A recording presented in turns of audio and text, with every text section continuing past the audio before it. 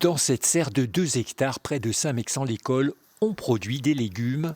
Alors moi je produis tous les légumes de saison, c'est-à-dire entre autres les aubergines, mais aussi de la tomate, des choux pommes, des choux fleurs. Et sur le toit, des kilowatts d'électricité. On a 10 000 m² de panneaux solaires qui sont orientés au sud. Et qui produisent combien? Alors 2 mégawatts, c'est dans ce qu'on nous avait dit, et selon bien sûr l'ensoleillement qu'on peut avoir sur l'année, quoi.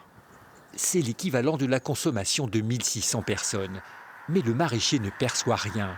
Les panneaux solaires appartiennent à une société privée qui, en contrepartie du terrain, a financé il y a 3 ans la construction du bâtiment. Le terrain nous appartenait bien sûr. Ici c'était un champ, c'est vrai. Nous on a payé que le terrassement et l'intérieur, c'est-à-dire tout ce qui était irrigation, récupération des eaux de pluie. 300 000 € d'investissement pour l'agriculteur, mais à la clé une production de légumes assurée toute l'année. Un atout face aux aléas climatiques à répétition. On n'a pas des intempéries qui nous gênent, aussi bien l'eau. Et l'été, on a aussi ces panneaux qui sont sur 50% de la surface de la serre, qui nous protègent du soleil, c'est-à-dire que ça ne brûle pas les plantes en été. Autre avantage, le toit permet également de récupérer les eaux de pluie. Tout ce qui tombe sur la serre, on la récupère dans ces tuyaux qui sont étanches et directement dans notre réserve d'eau.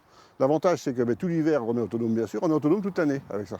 Ça nous économise au niveau du pompage à peu près 16 000 m3. Un système gagnant-gagnant. Alain Gamin n'aurait jamais pu financer une telle installation, estimée à 2 millions d'euros. Ces serres photovoltaïques, ça coûte et les productions qu'on fait à l'intérieur ne sont pas des productions suffisamment rémunératives pour pouvoir la rembourser. Cette serre représente un tiers de sa surface cultivable. Elle lui a permis d'augmenter sa production de 25%. En revanche, il a dû renoncer à certaines cultures d'hiver par manque de luminosité.